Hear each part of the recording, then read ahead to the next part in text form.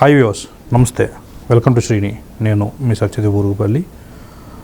తాతమ్మ కళ 1974 నుంచి మొదలుపెట్టి ఈ నేటికి బాలయ్య బాబు గారి సినీ ప్రస్థానం 50 సంవత్సరాలు అనే సందర్భంగా ఆయనకి చాలామంది ప్రముఖులు అభినందనలు తెలియజేస్తున్నారు. ఆయన 50 సంవత్సరాల సినీ ప్రస్థానం గురించి మనతో మాట్లాడటానికి ప్రముఖ నిర్మాత అంకం చౌదరి గారు ఉన్నారు. సార్ నమస్తే. సార్ నమస్తే. బాలయ్య బాబు గారు సినీ ప్రస్థానం పూర్తి చేసుకుని 1974 నుంచి నేటికి 50 సంవత్సరాలు పూర్తయిన సందర్భంగా ఆయన వరల్డ్ బుక్ ఆఫ్ రికార్డ్స్లోకి ఎక్కారు. దీని గురించి మీరు ఏ విధంగా చెప్తారు? బాలయ్య బాబు 1974 ఆగస్టు 30న తాతమ్మ కళ చిత్రం ద్వారా సినీ రంగ ప్రవేశం చేయడం కూడా జరిగింది. ఆ తర్వాత ఇప్పటి వరకు అంటే 1983 వరకు కూడా ఆయన పూర్తి స్థాయి కథానాయకుడిగా రాలేదు. 83 నుంచి ఆయన ప్రస్థానం కొనసాగుతూ ఉంది. అప్పుడు దాకా వేరే వేరే చిత్రాలు చేసినా కూడా రామారావు గారి చిత్రాలు వాళ్ళ సొంత చిత్రాలు తప్ప బయట చిత్రాలు చేయలేదు. ఎప్పుడైతే ఆయన ప్రస్థానం కొనసాగిందో మంగమ్మ గారి మనవడతోటి ఆయన జైత్రయాత్ర మొదలైంది. అది సంవత్సరం పైన ప్రదర్శించబడింది, అఖండ విజయం సాధించింది. ఆ చిత్రంతో సహజంగానే నందమూరి తారక రామారావు గారి వారసుడిగా చిత్రరంగం ప్రవేశం చేస్తే రామారావు గారి అబ్బాయిగానే చూశారు జనాలు. కానీ ఎప్పుడైతే మంగమ్మ గారి మనవడి చిత్రంలో ఆయన కృష్ణుడి గెటప్పు, రాముడి గెటప్పు ఎన్నేసిన తర్వాత మళ్ళీ రామారావు గారు రాజకీయ రంగంలో ముఖ్యమంత్రి అయిపోయారు. మనకి మళ్ళీ అలాంటి పాత్ర వేయటానికి సరైన వ్యక్తి దొరికాడు ఆయన వారసుడు అనే భావన ఆ రోజు నుంచే ప్రజల్లోకి బలంగా వెళ్ళింది. అట్లానే ఆయన వైవిధ్యమైన చిత్రాలను ఎన్నుకోవడంతో పాటు పౌరాణికాలు, జానపదాలు, సాంఘికాలు, చారిత్రాత్మక చిత్రాలు ఇలాంటివన్నీ చేసుకుంటూ రోజు రోజుకి అభిమానులను పెంచుకుంటూ తనకంటూ అభిమానులు అంటే రామారావు గారి అబ్బాయిగా కాకుండా తన నటన ద్వారా, తన యొక్క చిత్రాల ఎన్నిక ద్వారా రోజు రోజుకి ప్రజాదరణ పెంచుకుంటున్న వ్యక్తి బాలకృష్ణ గారు. తండ్రి అన్ని గొప్ప పాత్రలు నటించేసి పౌరాణిక పాత్రలలో దేవుళ్ళ రూపాలకన్నిటికీ కూడా ఆయన అయ్యే పాత్రలు చేసేసి పేరు ప్రఖ్యాతులు తెచ్చుకోవడంతో పాటు రాముడు, శ్రీరాముడు, శ్రీకృష్ణుడు, పరమశివుడు, విష్ణుమూర్తి, అలాగే కలియుగ దైవం వెంకటేశ్వర స్వామి, ఈ పాత్రలన్నిటికీ ఆయన ప్రాణప్రతిష్ఠ చేశాడు. దానితో పాటు విభిన్నంగా రావణాసుడి పాత్ర ఆయనే పోషించాడు, ఇంద్రజిత్తు పాత్ర ఆయనే పోషించాడు, అలాగే సుయోధనుడి పాత్ర ఆయనే పోషించాడు, అర్జునుడి పాత్ర ఆయన పోషించాడు, బృహన్నల పాత్ర ఆయన పోషించాడు. ఇట్లా మనం లెక్కేసుకుంటే కర్ణుడు కావచ్చు, ఇప్పుడు భీష్మాచార్యుడు కావచ్చు, ఇలాంటివన్నీ కూడా ఆయన పోషించేసి జానపద అంటే ఒక కథానాయకుడు జానపద చిత్రాల్లో రాజకుమారుడు ఎలా ఉండాలనే దానికి ప్రతిరూపంగా ఆయన్ని చూస్తాం మనం. మళ్ళీ అంత అందగాడు ఇంతవరకు మళ్ళీ అలాంటి పాత్రలకి రాలేదు. అట్లా ఆయన తన యొక్క రూపరావణ్యంతో, నటన వైదుష్యంతో ప్రజలను ఆకట్టుకున్నాడు. అగ్రకథానాయకుడిగా ఎదిగాడు, రారాజుగా వెలుగొందాడు తెలుగు చలనచిత్రంలో. ఆయన వారసుడిగా వచ్చిన బాలకృష్ణ గారి మీద ఎక్కువగా ప్రెజర్ ఉంటుంది, అలాగే అభిమానుల అంచనాలు కూడా ఎక్కువగా ఉంటాయి. కానీ ఆయన వాళ్ళ అంచనాలకు ఏమాత్రం తీసిపోని విధంగా వైవిధ్యమైన పాత్రలో చేస్తూ తన యొక్క అభిమానుల్ని రోజు రోజుకి పెంచుకుంటూ వెళ్ళాడు. మిగిలిన నాకు చిత్ర పరిశ్రమలో ఉన్న సంబంధాలను బట్టి నేను చూస్తూ ఉంటే రామారావు గారి అభిమానులు 2 రకాలు ఉంటారు. పండితులు ఉంటారు, పామరులు ఉంటారు. అందుట్లో ఎలాంటి సందేహం కూడా ఏం లేదు. ఆ తర్వాత ఆ స్థాయి అభిమానం నటశేఖర కృష్ణ గారికి చూశాను నేను. అది కొలమానం లేదు ఇక దానికి. ఆ తర్వాత వాళ్ళ తరం తర్వాత వచ్చిన వాళ్ళు వీళ్ళు వరుసనే ఈయనతో పాటు ఎంతమంది నటినట్లున్నా వాళ్ళు ఈ రోజు వరకు కథానాయకుడిగా కొనసాగడానికి కొంతమంది వెనకబడిపోయినా తను మాత్రం ఇప్పటికీ అదేవిధంగా కొనసాగుతూ ఈరోజు వరల్డ్ బుక్లో ఆయన స్థానం సంపాదించడమే కాకుండా ఈరోజు ఒక శాసనసభ్యుడిగా 3 పర్యాయాలు ప్రతి ఎన్నికలకి ఆధిక్యాన్ని పెంచుకుంటూ 3 పర్యాయాలు విజయకేతనం ఎగరేసుకుంటూ ముందుకెళ్తూ ఉన్నాడు.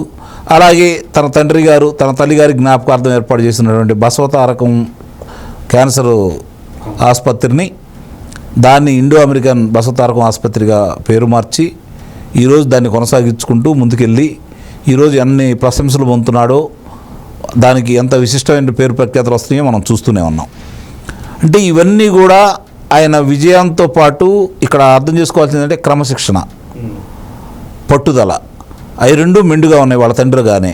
ఆయన ఏ చిత్రానికి కూడా నాకు తెలిసి ఒక 10 నిమిషాలు ఆలస్యంగా వెళ్ళిన సందర్భాలు అయితే లేవు. ఆయన సమయం అంటే సమయమే, సమయపాలన చక్కగా పాటిస్తాడు. ఆ తర్వాత ఆ చిత్రం అయిపోయిన తర్వాత ఇక దాని గురించి పట్టించుకోడు, తన పని తాను చేసుకుని వెళ్ళిపోతూ ఉంటాడు. ప్రచారానికి కూడా దూరంగా ఉండేవాడు, గమనించుకోండి, ప్రచారానికి కూడా దూరంగా ఉండేవాడు. షూటింగ్లో కూడా డైరెక్టర్స్ ఫ్రెండ్లీ హీరో అని చెప్పి చెప్పుకుంటారు. ఇప్పుడు అది ఇక ఆయన కొంతమందికే బాగా దగ్గర కాగలిగాడు. అట్లనే వాళ్ళతో పాటే ఆయన ప్రస్థానం కొనసాగింది. వాళ్ళు అలా విధంగానే ఆయన్ని తీర్చిదిద్దడం కూడా జరిగింది. సహజంగానే వారసులకు ఎప్పుడైనా సరే ప్రతిభా పటవాళ్ళు లేవనుకోండి, వారసుల దగ్గర పెద్ద పేరు ప్రఖ్యాతులు రావు. కానీ ఈయన తండ్రి గారి వారసత్వంతో వచ్చినా ఈయన ఎక్కడా కూడా వెనకం చేయకుండా ముందుకు వెళ్తూనే ఉన్నాడు. ఇప్పటికీ కథానాయకుడు కొనసాగుతున్నాడు. అది చాలా గొప్ప విషయం, అందులో ఎలాంటి సందేహం కూడా ఏమి లేదు. ఈరోజు కూడా యువకులకి మించి, ఇప్పుడు ఉన్నటువంటి యువకులతో పోల్చుకుంటే వాళ్ళకు మించి ప్రతి సంవత్సరం ఒక చిత్రం వస్తుంది, ఒక సంవత్సరం 2 చిత్రాలు కూడా వస్తున్నాయి ఆయన. కానీ ఈరోజు యువకులు చాలామంది కూడా ఒక చిత్రాన్ని 2 సంవత్సరాలకి అట్లా చేసుకుంటూ వస్తున్నారు. అంటే ఒక రకంగా చూసుకుంటా ఉంటే అది మంచి పద్ధతి అయితే కాదు చిత్రసీమలో ఉండేవాళ్ళకి. కానీ సాంకేతిక పరిజ్ఞానం అని, గొప్ప దర్శకులని, గొప్పగా ఎక్కువ రోజులు తీసామని అది గొప్పగా ఫీల్ అయిపోతున్నారు. ఎంత ఎక్కువ ఖర్చు పెడితే అట్లా చూస్తూ ఉన్నారు. మరి ఈయన ఇక్కడ కొన్ని చిత్రాల గురించి కూడా మనం మాట్లాడుకోవాలి. ముఖ్యంగా నారీ నారీ నడుము మురారి ఆయన చిత్రం కనీసం ఎక్కడ ఒక పోరాట దృశ్యం కూడా ఉండదు.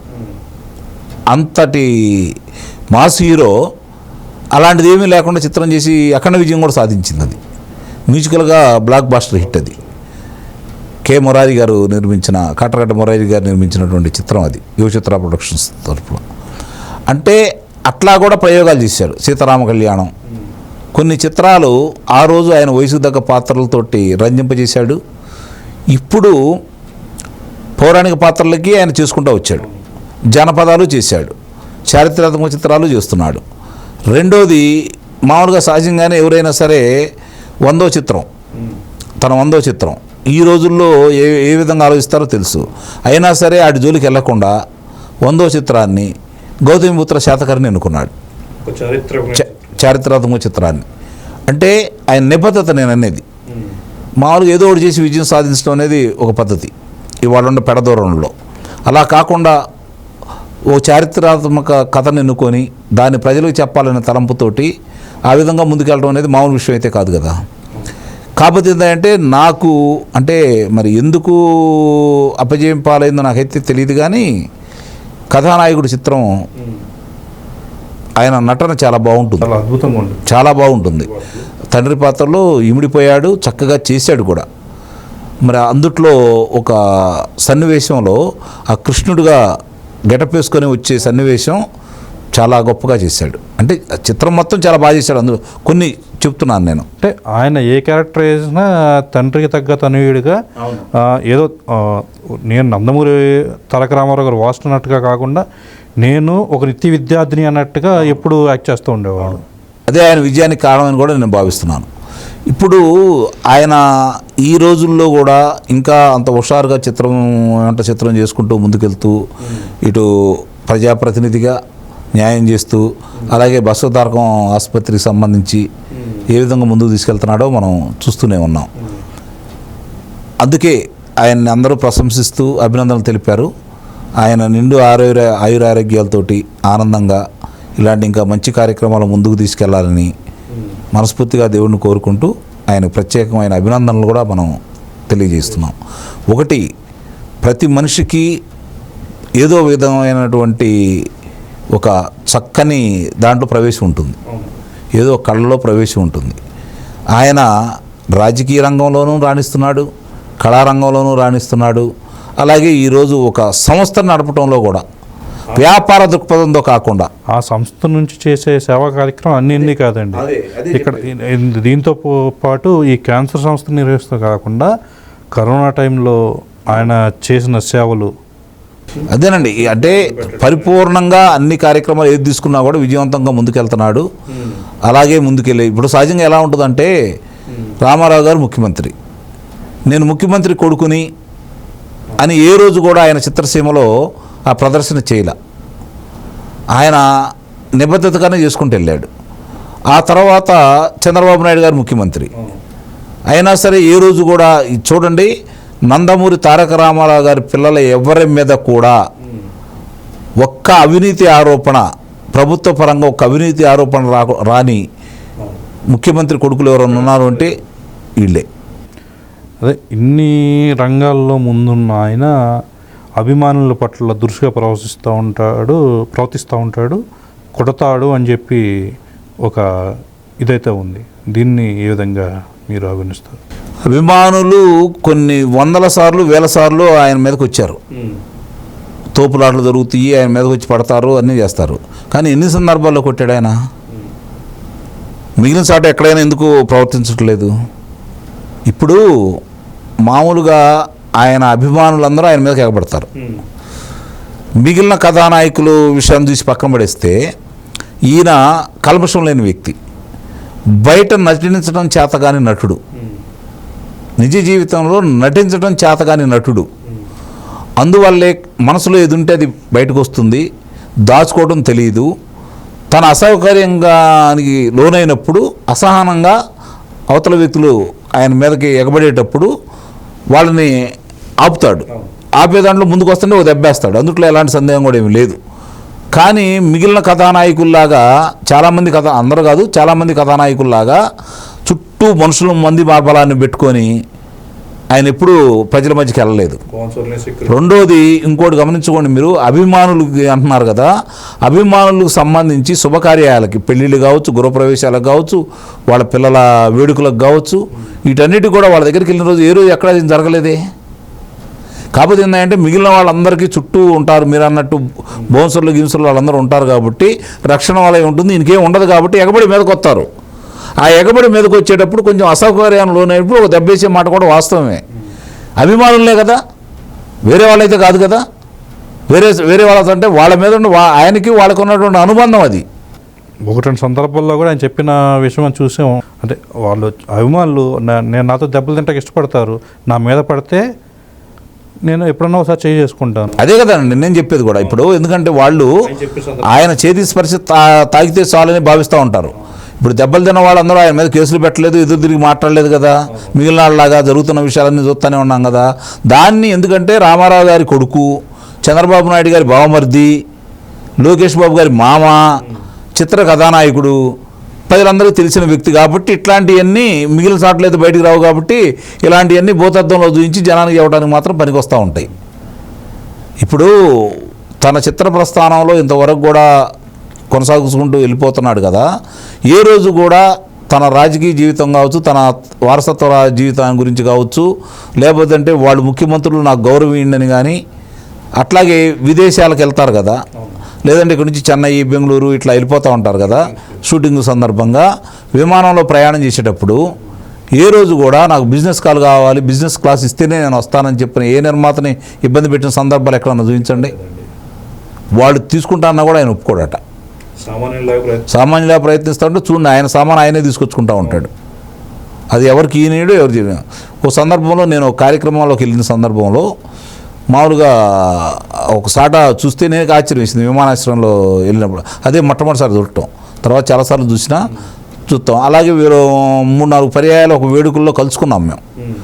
కలుసుకున్నప్పుడు ఆయన కలివిడిగా అందరూ భోజనాలు అయిన తర్వాత తప్ప ఆయన భోజనం కూడా చేయడు. మీరు గమనించుకోండి, అందరితోటి మాట్లాడతాడు. ఆ మాట్లాడే వ్యక్తులు అందరూ కూడా తనకు పరిచయం ఉన్న వ్యక్తులతోటే మాట్లాడతాడు.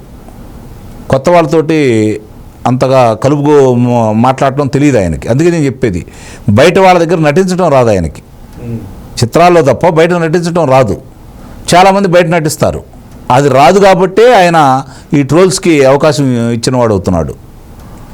మనం చూసుకున్నట్లయితే ఇదివరకు ఎక్కడైనా ఇప్పుడైతే విమానాలు గట్ట వచ్చినాయి, కానీ ప్రతి చోట ఈ రాజమండ్రి, వైజాగ్ వెళ్ళే టైంలో వీళ్ళు ట్రైన్లో ప్రయాణిస్తూ ఉంటారు కూపేల్లో. ఆ టైంలో నేను ఒక ఇంటర్వ్యూలో విన్నానండి, ఒక ఆర్టిస్ట్ పెద్ద అని చెప్పిన మాట, తోటి ప్రయాణికులు నాకు షూటింగ్కి నాతో ఎవరు వస్తున్నారు అని చెప్పి వాళ్ళకి ఈయనతో పాటు ఆయనకు కూడా వాళ్ళకు కూడా క్యారేజ్ ఈయన తెప్పించేవాడు ట్రైన్లోకి అని చెప్పి, అంటే గౌరవం మర్యాద ఆ విధంగా చూసుకునేవాడు ప్రతి తోటి ఆర్టిస్ట్ని కూడా, పెద్దోడు చిన్నోడు అని లేకుండా. ఆయనతోటి కలిసిపోయే వాళ్ళందరూ సొంత మనుషులుగానే చూసుకుంటాడు. ఆయన దూరంగా ఉండాలనుకుంటే ఆయన కూడా ఆయన దగ్గరికి వెళ్ళడు. అది మొట్టమొదటి ఉంది ఆయనకి. ఆయన అందుకే ఆయనతోటి కలిసి ప్రయాణం చేసే వాళ్ళే ఆయన చిత్రాలు ఎక్కువ కనపడుతూ ఉంటారు. మీరు చూడండి, కొత్త వాళ్ళు చాలా తక్కువ మంది ఉంటారు. సాంకేతిక నిపుణులు కావచ్చు, నటీనటులు కావచ్చు, దర్శకులు కావచ్చు, నిర్మాతలు కావచ్చు. ఇప్పుడంటే కొత్తగా వస్తున్నారు. అంతకుముందు కొత్త వాళ్ళు వచ్చేవాళ్ళు కదా, ఒకళ్ళు ఆయనతోటే ప్రయాణం చేసేవాళ్ళే ఉండేవాళ్ళు.